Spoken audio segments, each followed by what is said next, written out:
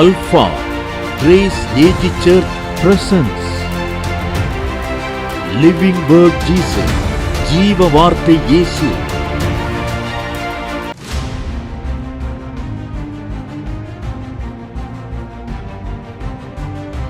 இந்த உலகத்தில் மன்னிப்பை வெளிப்படுத்தினது ஒரே ஒருவர் இயேசு கிறிஸ்து. தேவன் சொல்லுகிறார், மன்னிப்பு தான் உன் வாழ்க்கையில.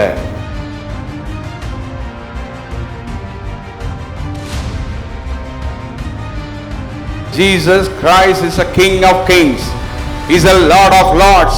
What is your understanding about Jesus? இயேசுவை பத்தி என்ன புரிஞ்சிருக்கிற?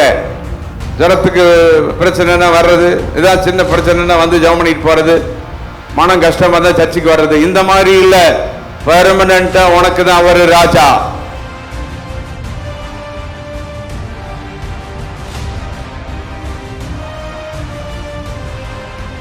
உலகத்தில் இருக்கும்போது நடந்து திரிந்து இயேசு அநேகரை ரட்சித்தார், அநேகருக்கு பாவ மன்னிப்பை எல்லாம் வழங்கினார். ஆனால் சிலுவையில் தொங்கும் போது அவர் மன்னிக்கவில்லை. யாரை பார்த்து மன்னியும் என்று சொன்னார்? ஏன் அப்படின்னா, சிலுவையில் தொங்கும்போது அவர் பாவமான மனிதனாக அவர் தொங்கிக் கொண்டிருக்கிறார், நமக்காக பாவமானார்.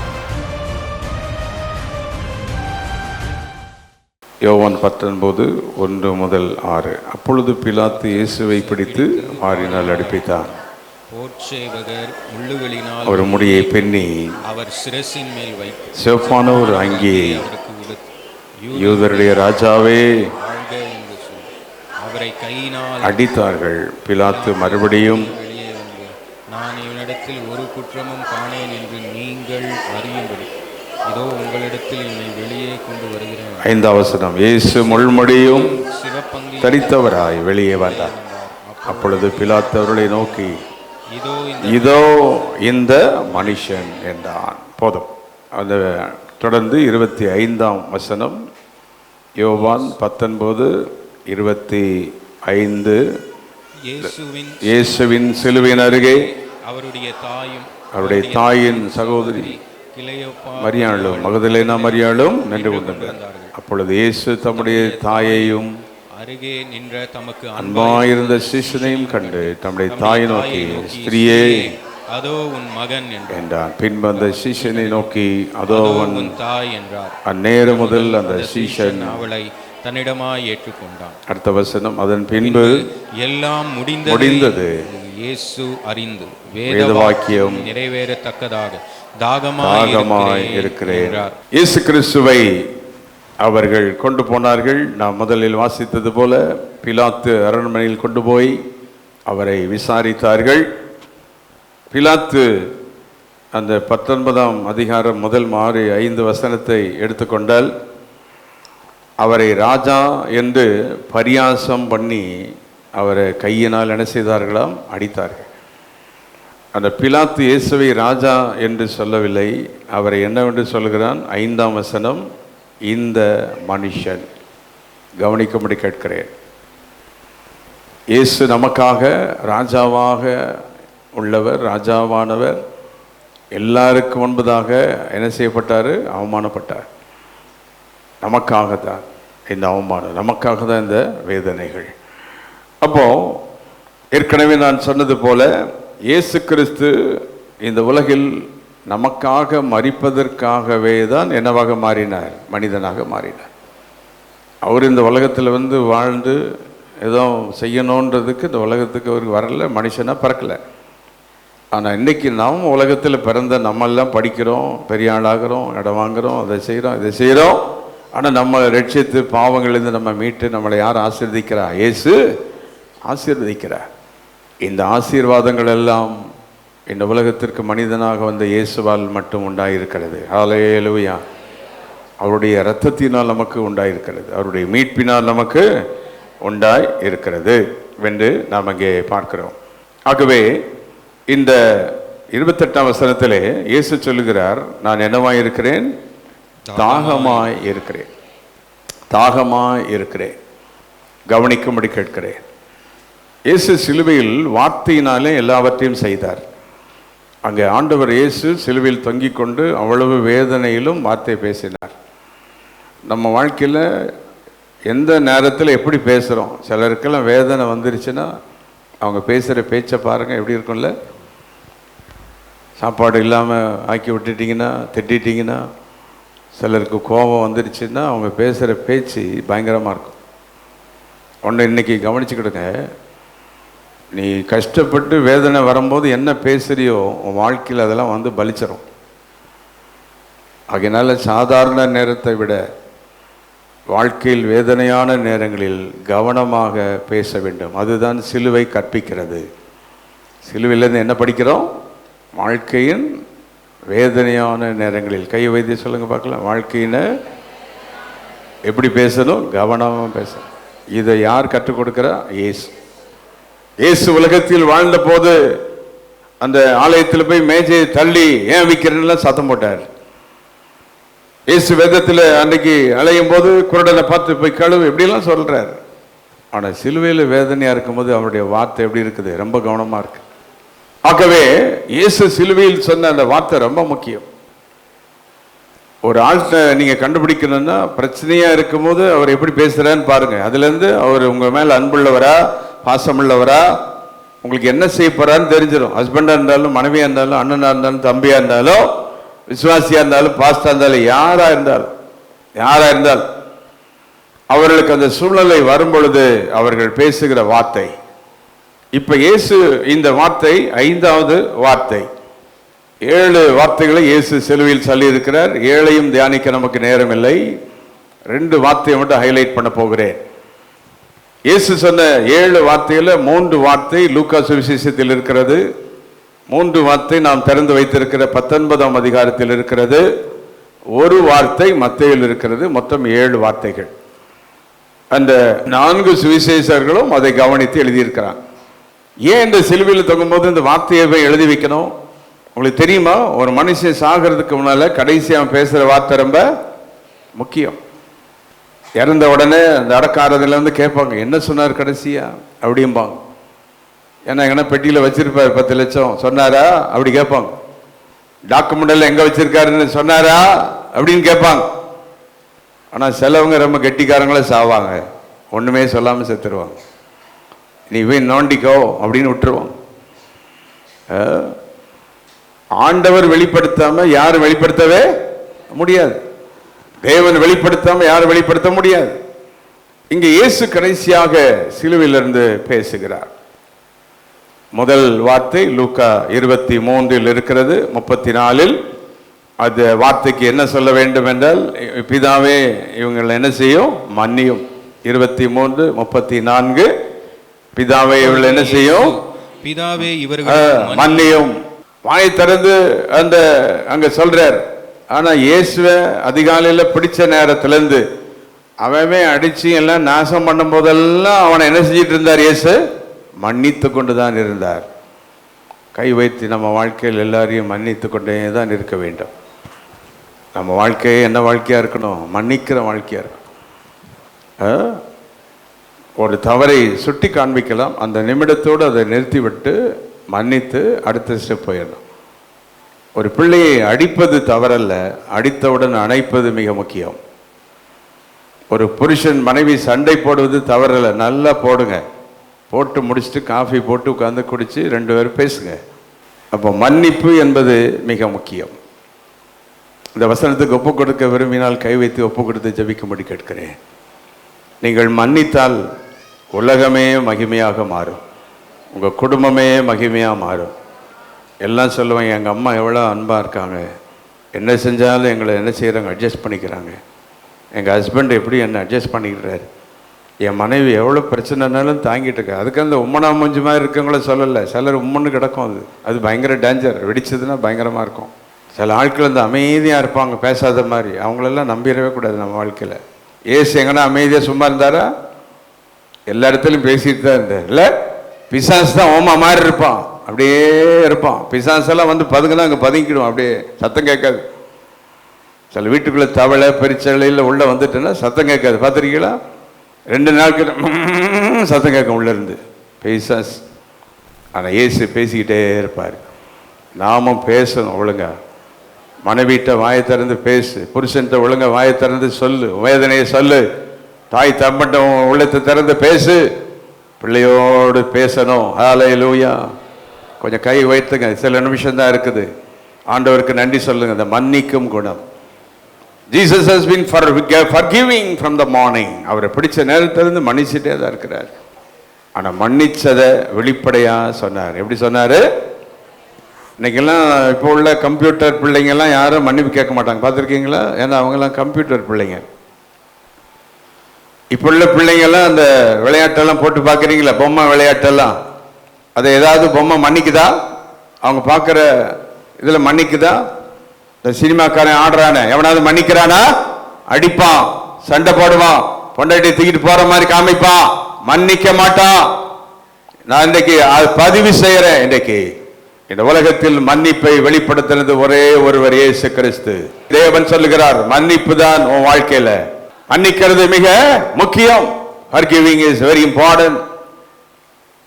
உங்களுக்கு தெரிஞ்சுக்கிடுங்க, நான் ஒரு சீக்ரெட் சொல்றேன். மன்னிக்கிறதுனால அவங்களுக்கு நன்மை கிடையாது, உனக்கு தான் நன்மை.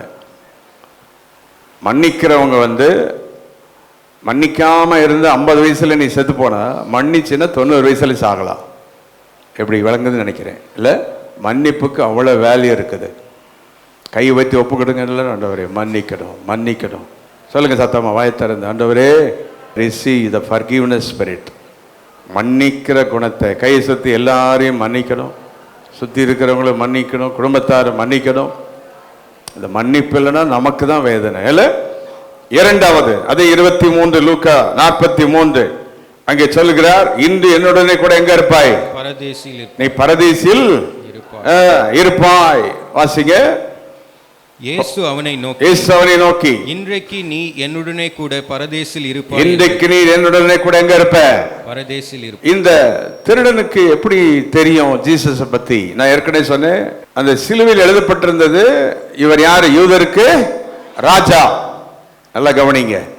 அவன் அடி வாங்கி சிலுவையில் தொங்கினா கூட 2 பேரும் பேசிக்கிறான், நம்மளாம் திருடன்னு அடி வாங்கிக்கிறோம், ஆனா இவர் யாரு? ஒரு ராஜா.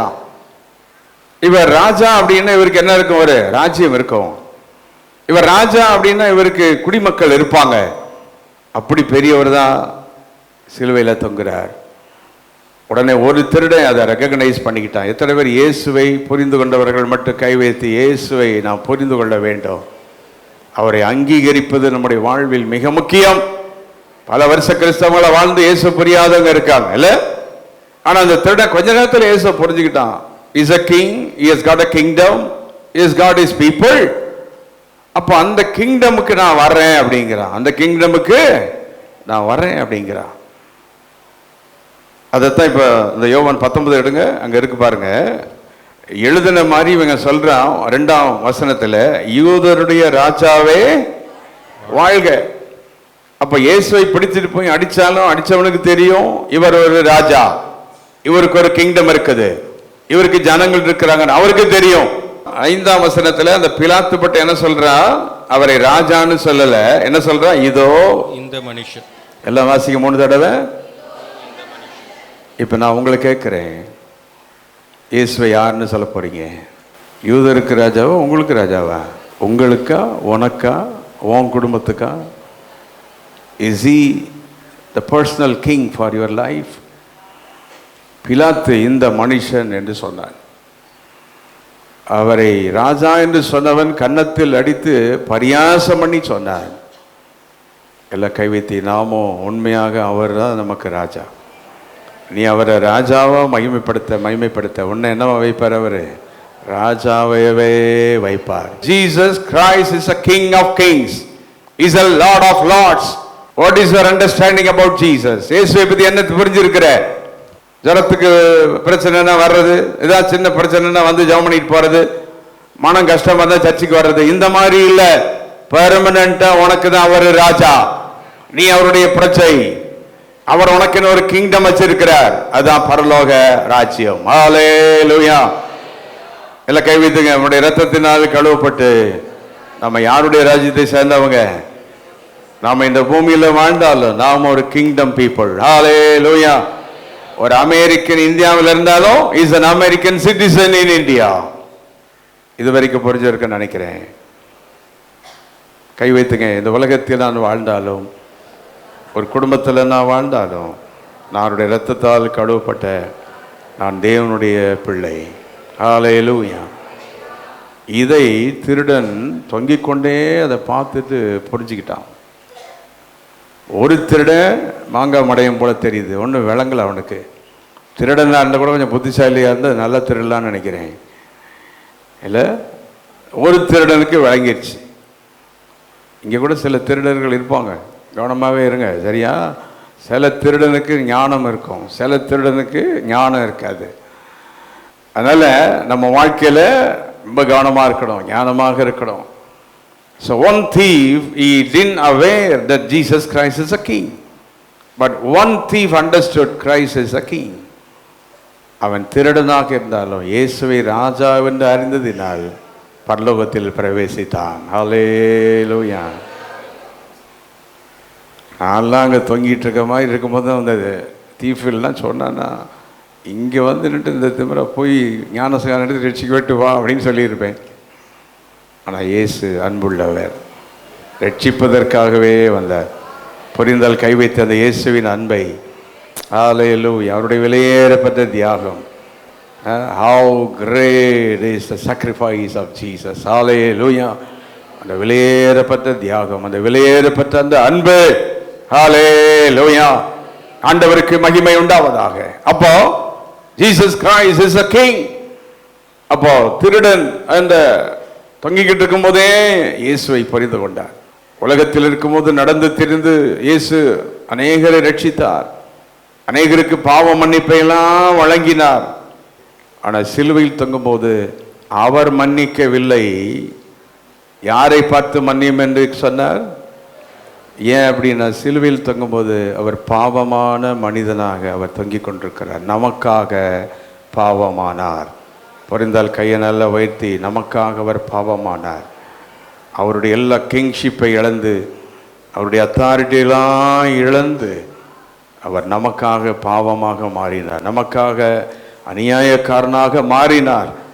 அந்த ராஜாவை பார்த்து அவன் சொல்றான், பிலாத்து, இந்த மனிதன், to such a state Jesus came down. அந்த நிலைக்கு நமக்காக இயேசு இறங்கி வந்தார். ஹல்லேலூயா. இல்லை, வானத்தையும் பூமியையும் படைத்தவர், அண்ட சராசரங்கள் எல்லாம் உருவாக்கினவர் இந்த இயேசு. ஆகாரை தூதனாக போய் சந்தித்தவர் இந்த இயேசு. ஆபிரகாம் வீட்டிற்கு ஆதியாகமம் 18ஆம் அதிகாரத்தில் சென்றவர். யோசுவா அன்றைக்கு யுத்தத்துக்கு சென்ற போது வானத்துக்கும் பூமிக்கும் உயரமாக நின்ற ஒரு தூதனாக நின்றவர். இப்படிப்பட்ட சர்வ வல்லமுள்ள தேவன் அவர். ஒருத்தன் சொல்றான் அவரை பார்த்து, இந்த மனிதன் எதுக்காக அப்படி ஏற்றுக்கிட்டாரு? நமக்காக. சில பெற்றோர்கள்லாம் பிள்ளைகளுக்காக அவமானப்படுவாங்க, பார்த்துருக்கீங்களா?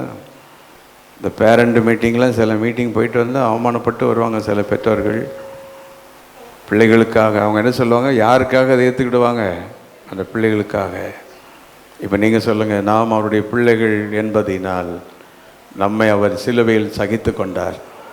எல்லாம் கை வைத்துக்கு அந்த தோத்திரம் பண்ணுங்க. என்னை சிலுவையில் சகித்து கொண்டீர், எனக்காக அவமானத்தை நீ தாங்கி கொண்டீர், எனக்காக அவமானத்தை சிலுவையிலே சகித்தீர். நீ ராஜாவாக இருந்தோம், உம்மை பார்த்து இந்த மனிதன் என்று சொன்னான். அதையும் பொருட்படுத்தாமல் சிலுவையில் தொங்கினார். ஹல்லேலூயா. ஆனால் அந்த சிலுவையிலும் ஒரு திருடன் இயேசுவை ராஜாவென்று கண்டுகொண்டான். Even on the cross, one thief could find, he identified Jesus as a king. நீங்கள் இத்தனை வருஷம் கிறிஸ்தவங்களா இருந்து இயேசுவை ராஜான்னு தெரிஞ்சு வச்சிருக்கீங்களா? வெறும் ஜரத்தை போக்குறவர், வியாதியை போக்குறவர், 10 ரூபா தருவார், 100 ரூபா தருவார், இப்படி வச்சிருக்கியா? ராஜாவுக்கு பிள்ளைன்னா எப்படி இருப்பான்? ராஜா வீட்டில் என்னென்ன பொருள் எல்லாம் இருக்கும், ராஜா வீட்டில் என்னென்ன ஃபெசிலிட்டிஸ் இருக்கும், அந்த மாதிரி நீ ராஜாவா நினைச்சா நீயும் அதே போல தான் வாழ்வ. இன்னைக்கு இயேசு என்னவா நினைச்சு என்னவா கனப்படுத்த போறோம் நம்ம எல்லாரும்? எல்லாம் கைவைத்தி ஸ்தோத்திரம் பண்ணி ஹல்லேலூயா. அவர் ராஜாதி ராஜா. கைவைத்துக்கு வந்து ஸ்தோத்திரம் பண்ணுங்க. ராஜாதி ராஜா. அவர் எனக்காக மனிதனானார். For my sake he became a man. For my sake he became a man. அவர் எனக்காக அவர் என்னவாக மாறினார்? மனிதனாக மாறினார். மனிதனாக அவர் மாறினார். ஹல்லேலூயா. ஆண்டவருக்கு மகிமை உண்டாவதாக. ஆகவே இயேசு தன்னை அப்படி வெளிப்படுத்த விரும்புகிறார். நான் இப்ப இந்த யோவான்ல ஒரு காரியத்தை சுட்டி காண்பிக்க விரும்புகிறேன். இந்த 19ஆம் அதிகாரம் 5ஆம் வசனத்துல பிலாத்து இயேசுவை மனிதன் என்று சொன்னானா, இந்த திருடன் தேவன் என்று ராஜாவென்று கண்டுபிடித்த அவரை அவனும் கண்டுபிடிச்சிட்டான். அதே 19ஆம் அதிகாரம் 14ஆம் வசனத்துக்கு வாங்க. சில வசனங்களுக்குள், சில நேரத்துக்குள் அவனும் கண்டுபிடித்தான். 19:14, John 19:14. அப்பொழுது அவன் யூதர்களை நோக்கி, இதோ உங்கள் ராஜா. நல்ல கவனிங்க. இப்ப அதே பிலாத்து, இதோ அந்த மனிதன் என்று சொன்னவன், இதோ அந்த மனிதன் என்று சொன்னவன், இப்ப அவனே சொல்றான். ஆனா அவனுக்கு ராஜான்னு சொல்லல. என்ன ராஜான்னு சொன்னா? உங்கள் ராஜா. அவன் சொன்ன மாதிரி நம்ம ராஜா தான். ஹல்லேலூயா, ஹல்லேலூயா. கை வைத்துங்க. இயேசு ராஜா, நம்ம ராஜா. ஹல்லேலூயா. இதுல இருந்து என்ன புரிகிறது? மனிதன் என்று சொன்னவனை சில மணி நேரங்களுக்குள் ராஜா என்று சொல்ல வைத்தது யாருடைய வல்லமை? கைதட்டி அந்த வல்லமைக்கு நன்றி செலுத்துங்க. இயேசு வந்து நின்னாலே போதும், அவருடைய பிரசன்ஸ் போதும். அவர் வேற ஒண்ணும் செய்ய வேணாம், வேற ஒண்ணும் பேச வேணாம். ஜஸ்ட் அவர் நின்னார், அவ்வளவுதான். ஒண்ணுமே அவனை சொல்லல, ஒண்ணுமே கேட்கல. அவர் நிற்கிற அந்த பிரசன்னமே அவன் வார்த்தையவே மாத்திச்சு. இன்னும் ஜீசஸ் கொஞ்ச நேரம் இருந்து இருந்திருந்தார்னா அவன் சொல்லியிருப்பான், யார் ராஜான்னு சொல்லியிருப்பான், அவ்வளவுதான். ஆனா இயேசுக்கு டைம் ஆனதுனால எங்க போனோம்? ஒரு சிலுவைக்கு போனோம். இன்றைக்கு கர்த்தர் உன்னோடு பேசுகிறார். உன் குடும்பத்தில் இயேசுவை அவமானமா பேசுறவன் இருக்கிறான். உன் குடும்பத்தில் இயேசுவை அவதூறாய் நினைக்கிறவனா இருக்கிறான். அவனுக்கு வெளிப்பட போகிறது அவர்தான் ராஜாதி ராஜா. அவரை இல்லாமல் அவன் குறிப்பிட்ட நபருக்கு உயர்வு இல்லவே இல்லை என்று வெளிப்படுத்த போறாரு. அது மட்டுமல்ல, உங்களோடு என்னோடு இருக்கிறது இயேசு ராஜா என்று உலகம் அறிய போகிறது. கைதட்டி கர்த்தருக்கு நன்றிகளை செலுத்துவோம். The world is going to know that the King Christ is with us. எத்தனை பேர் இயேசு கிட்ட வந்த பிற்பாடு சாதாரணமா இருந்த உங்களை ராஜாவை வச்சிருக்கிறாரு? கைவைத்தி அல்லேலூயா சொல்லுங்க பார்க்கலாம். சொல்லுங்க. இன்னும் என்னை ராஜாவாகவே வைப்பார், நான் அவரை ராஜாவாய் வைத்துக் கொண்டே இருப்பேன். He came as a man, but he is a king. He came as a man. He came as an ordinary man. He chose to be a man. மனிதனாக வாழ்வதற்கு தெரிந்து கொண்டு மனிதனானார். அவர் மனிதன் அல்ல, ஆனால் மனிதனாக இருந்தார். பசி இருந்தது, தாகம் இருந்தது. இந்த உலகத்தில் எந்த மார்க்கத்திலையும், எந்த ரிலிஜன்லயும், எந்த தெய்வத்துக்கு இல்லாத வல்லமை இயேசுக்கு தான். கை தட்டி ஆர்ப்பரிங்க, அவரை மகிமைப்படுத்துவோம். கை தட்டாதவங்க தட்டுங்க, மேல கீழே விளையாடுறவங்கள தட்டுங்க. இயேசுவை மகிமைப்படுத்து. ஹல்லேலூயா. ஆண்டவருக்கு மகிமை உண்டாவதாக. ஆமென். இயேசு மனிதனாக பிறப்பதற்கு தெரிந்து கொண்டு வந்தார் என்றும், அவர்தான் நமக்கு ராஜாதி ராஜா என்றும் நான் உங்களுக்கு அறிவிக்கிறேன். நமக்கு சிலுவையில் தமது இரத்தத்தை சிந்தினது ஏதோ ஒரு தொடச்சு போடுற குப்பையில் போடுற ஒரு ஆள் அல்ல. ராஜாதி ராஜாவே தம்முடைய இரத்தத்தை சிந்தினார். சில வீட்டில் பிள்ளைங்க இருக்கும்போது தாய் எத்தனை வயசானாலும் அவளே போய் எல்லாம் செஞ்சு கொண்டு கொடுப்பான். அவள் செஞ்சு கொடுக்குறது எவ்வளோ டேஸ்ட்டாக இருக்குல்ல, சர்வெண்ட்டு செய்கிறத விட. யாராக இருந்தால் கோவிச்சுக்கிடாதீங்க, ஆனால் இதுதான் உண்மை. இயேசுவே தன் ஜீவனை கொடுக்க முடியும் என்றார். அவர் சொல்கிறார், நானே வரேன் என் பிள்ளைகளுக்கு, நானே மரிக்கிறேன், என் ரத்தத்தையே நான் கொடுக்கிறேன். இயேசு நினைத்தால் கோடானை கோடி தூதர்களை அனுப்பியிருக்கலாம். ஒரு மிகாமையில பார்த்து நீ போய் செத்து போனா போயிருப்பான். ஒரு காபிரியலை பார்த்து எப்பா நீ போ என் ஜனத்துக்கு மறினா மறிச்சிருப்பான். ஆனா இயேசு சொன்னார், no, I will not send Gabriel or யாரையும் நான் அனுப்புறதில்லை, நானே போறேன். நான் உங்ககிட்ட கேட்கிறேன், நீங்களே ஆண்டவருக்கு சாட்சியா இருப்பீங்களா? யாரையாவது அனுப்பி வைப்பீங்களா? நீங்களே கடைசி வரைக்கும் கர்த்தருக்காக நிற்பீங்களா? நீங்களே பாடுவீங்களா? நீதான் ஆண்டவருக்கு தேவை. அவரே வந்தார், நீயே வந்து அவரை ஆராதி, நீயே வந்து அவரை மகிமைப்படுத்து, நீயே வந்து அவரை உயர்த்து. அப்போ இந்த முதல் ரெண்டு வார்த்தையில் எவ்வளவு சத்தியம் இருக்குது. முதல்ல மன்னிக்கிற தேவன், இரண்டாவது திருடனுக்கு, அந்த சிலுவையில் தொங்கினவனுக்கு அவர் ஒரு ராஜா என்றும், இயேசுவுக்கு ராஜ்யம் உண்டு என்றும், அந்த ராஜ்யத்திற்கு எல்லாரும் வர முடியும் என்று அறியும்படி தேவன் வெளிப்படுத்தினார். இது கூட இயேசு சிலுவையில் 8 ஆணியில் இப்படி தொங்கிட்டு ரத்தமெல்லாம் போய் தொங்கும் போது அவர் ஒன்றும் பாட்டு பாடலை, சுவிசேஷம் அறிவிக்கலை, ட்ரம் அடிக்கலை, ஒன்றும் செய்யலை, தொங்கிட்டு தான் இருக்கிறார். அங்கேயும் சிலுவையின் பிரசன்னம் அந்த திருடனை மாற்றினது. சீக்கிரம் கைவிதி முடி கேட்கிறேன். கை சுத்துங்க. பிலாத்துவுக்கு இயேசுவின் பிரசன்னம், சிலுவையின் பிரசன்னம். இன்றைக்கு அந்த பிரசன்னம் இங்கே இருக்குது நம்ம மத்தியில். உனக்கு எந்த அற்புதத்தையும் அவர் செய்ய முடியும், எந்த வியாதியை அவர் மாற்ற முடியும், எந்த சாபத்தை அவர் மாற்ற முடியும். The presence of Christ. If the presence of Christ on the cross could change a thief. சில பிள்ளைங்களெல்லாம் நீங்கள் மாற்ற முடியாது. அவங்களுக்குள்ள அந்த வல்லமையை கொண்டு வரணும். ஒன்று வந்து மாற்றுங்க. இன்றைக்கி நான் அந்த குட் ஃப்ரைடே சொல்கிறேன், இங்கே யாராவது என்னை யாரும் மாற்ற முடியாது, நான் போகிற வழி தான் போவேன் அப்படின்னு சொல்லிட்டு இருக்கிற யாராக இருந்தாலும் உனக்கு நான் சொல்கிறேன், உனக்கு மாற வேண்டிய நேரம் வந்துடுச்சு. நீ நினச்சது நடக்காது, அவர் நினச்ச மாதிரியே உன்னை கொண்டு போவார். அதற்கு எப்படி செய்யணும்னு யாருக்கு தெரியும்? தேவனுக்கு தெரியும். உன்னை எங்கே கொண்டு போய் நாக் பண்ணணும், எங்கே போய் உன்னை கார்னர் பண்ணணும், எங்கே போய் உன்னை முக்கூட்டு சந்தில் கொண்டு நிறுத்தணும்னு அவருக்கு தெரியும். உன் பம்பத்தெல்லாம் அடக்கிடுவார். யாருடைய பிரசன்னம்? பெற்றோர்களே, இந்த காலை உன் பிள்ளை பற்றி பயப்படாத. புருஷனே மனைவி பற்றி பயப்படாத. மனைவியே புருஷனை பற்றி பயப்படாத. கை தட்டுங்க. வல்லமுள்ள இயேசு. கை தட்டி சொல்லுங்க, இருக்கிறார். அவருடைய பிரசனை எல்லாத்தையும் மாற்றும். அதுக்கு தான் ஓடி வரோம் ஆலயத்துக்கு, அதுக்கு தான் ஆராதிக்கிறோம், அதுக்கு தான் அவருடைய பாதத்தில் வர்றோம். இன்றைக்கு எங்கேயோ ஏதோ ஒரு அற்புதம் நடந்துகிட்டே இருக்குது. இன்னைக்கு எங்கேயோ ஒரு சாபம் நீங்கிக்கிட்டே இருக்கும் இந்த நாளிலே. ஹல்லேலூயா. ஆகவே அந்த நான் வாசித்த 28வது வசனத்தை ஹைலைட் பண்ணிட்டு நான் முடிக்க போறேன். அதுல தாகமாய் இருக்கிறேன். என்னது தாகமாய்? அது வாய்ஸ் ஆஃப் ஹியூமனிட்டி. இயேசு கிறிஸ்து மனிதன் என்பதை உறுதிப்படுத்துகிற வார்த்தை. இயேசு மனிதனுக்கு மனிதன், ராஜாவுக்கு என்னவா இருக்கிறார்? அவர் ராஜாதி ராஜாவாக இருக்கிறார். ஹல்லேலூயா.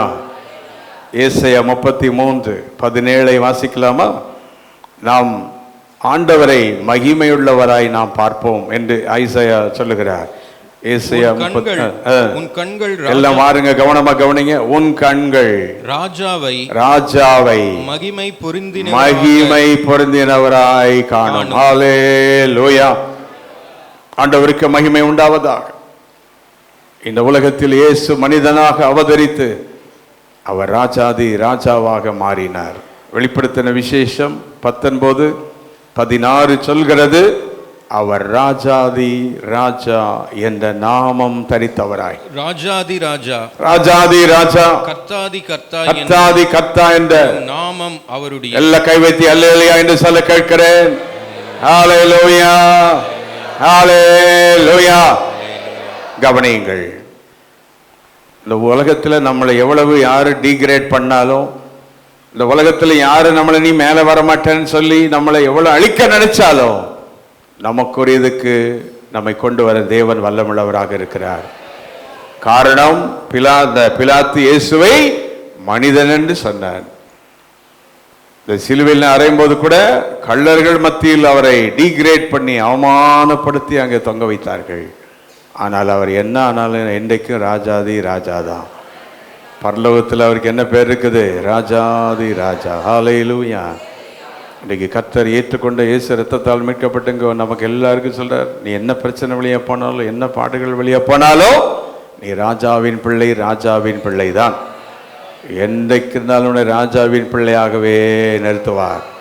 புரிந்தவர்கள் இந்த வார்த்தையை பெற்றுக்கொள்ளும்படி கேட்கிறேன். ஹல்லேலூயா.